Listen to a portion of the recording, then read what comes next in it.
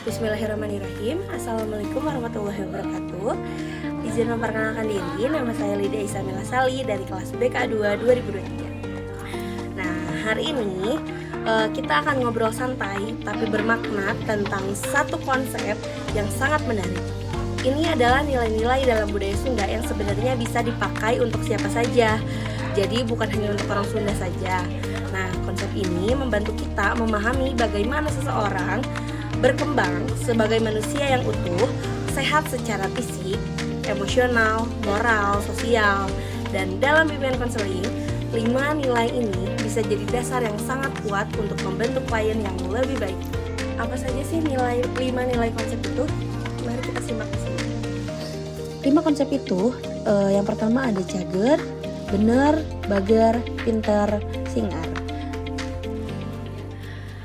Pernah gak sih kita ketemu sama siswa atau klien yang terlihat baik-baik saja, tapi ternyata di dalamnya mereka lagi berjuang?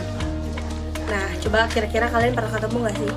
Nah, dalam bimbingan dan konseling ini, kita sebenarnya punya konsep. Konsepnya itu ya tadi, yaitu cager, bager, bener, pinter, dan singer.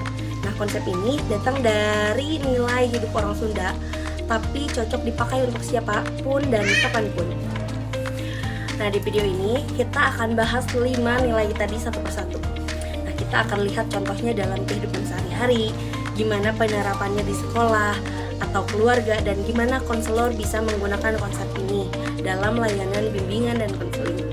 Nah, tujuannya itu sederhana, supaya kita bukan cuma paham teorinya, tapi juga bisa mempraktikannya dalam kegiatannya. Yang pertama adalah cager. Artinya sehat, tapi sehat di sini bukan cuma tubuh yang nggak sakit ya. Sehat yang dimaksud ini adalah sehat fisik, mental, dan emosional. Nah, di sini kita lihat nih ada contoh kondisi cager. Yang pertama itu bisa tidur dengan cukup. Yang kedua ada mampu mengelola stres. Yang ketiga ada tidak mudah meledak saat marah. Yang keempat mampu menerima diri sendiri. Yang kelima bisa berpikir jernih saat ada masalah.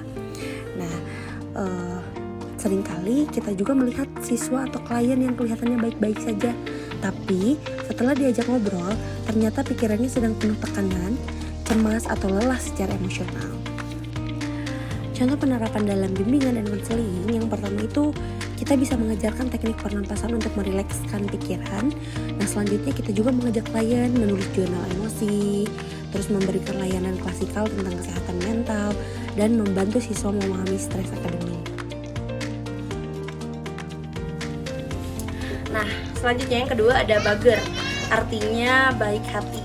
Dalam budaya Sunda, orang yang bager itu bukan cuma ramah, tapi juga pekat terhadap perasaan orang lain. Nah, tanda-tanda seseorang yang bager itu kita lihat di sini ada suka membantu tanpa diminta, terus berbicara dengan sopan, terus tidak ingin menyakiti orang lain, terus mengerti situasi sosial, peduli pada lingkungan sekitar. Nah, itu ciri-ciri orang yang bager gitu. Nah, dalam dunia pendidikan kita pasti pernah nih melihat siswa yang tidak menonjol akademiknya, tapi semua teman-teman suka sama dia karena hatinya baik.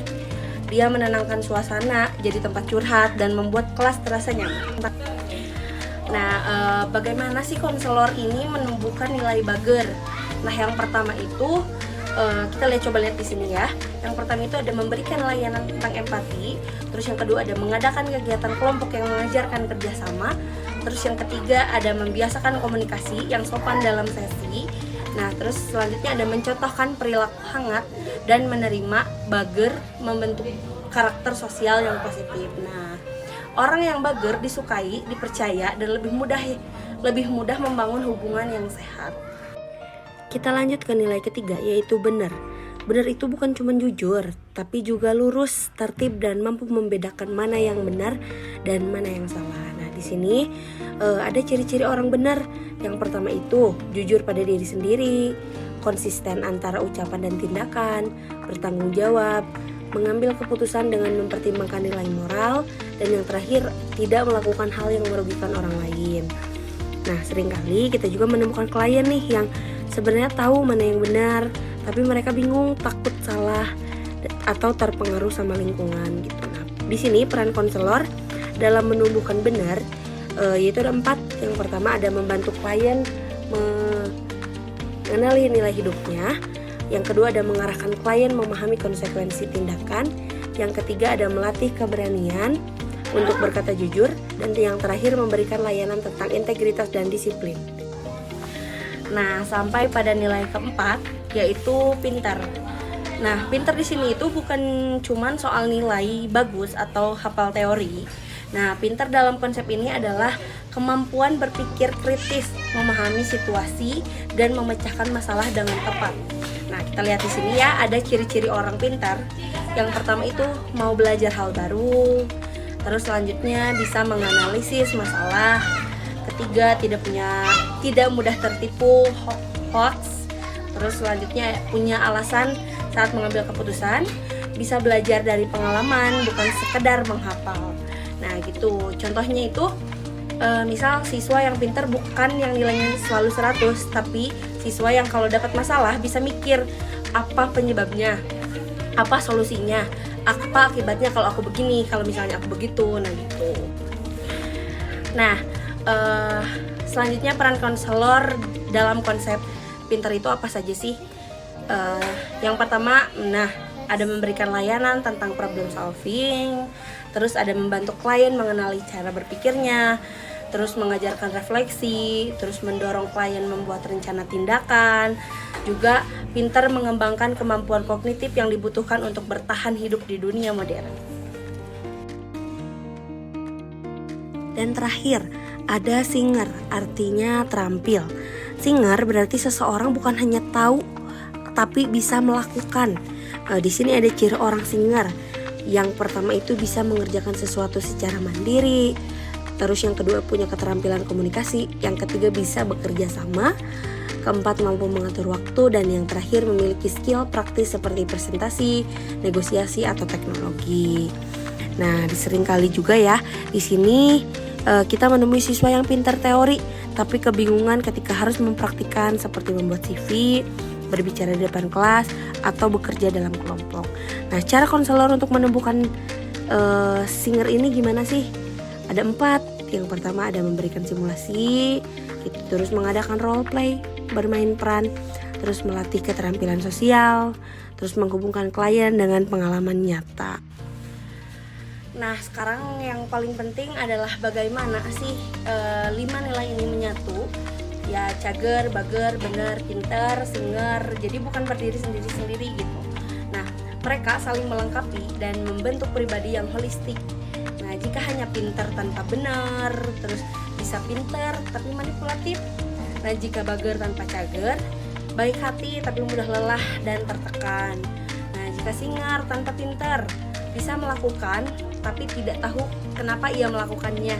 Gitu. Jika cager tanpa bager, sehat tapi kurang peduli pada orang lain gitu. Semua nilai-nilai ini membuat seseorang sehat secara fisik dan mental, terus baik hati, terus jujur, cerdas berpikir, terampil bertindak. Nah, inilah tujuan bimbingan konseling modern, membantu klien menjadi manusia yang utuh. Jadi teman-teman, cager, bager, benar, pinter, singer ini adalah 5 nilai yang bisa membantu kita membimbing siswa, klien, atau bahkan diri kita sendiri menuju perkembangan yang lebih baik. Nah, nilai ini sederhana, dekat dengan kehidupan sehari-hari, dan mudah diterapkan dalam layanan BK. Nah, semoga setelah video ini kita semua bisa mulai menerapkan nilai-nilai tersebut dalam kegiatan belajar, kegiatan hubungan sosial, dan cara mengambil keputusan. Terima kasih sudah menyimak sampai akhir. Sampai jumpa di video selanjutnya. Assalamualaikum.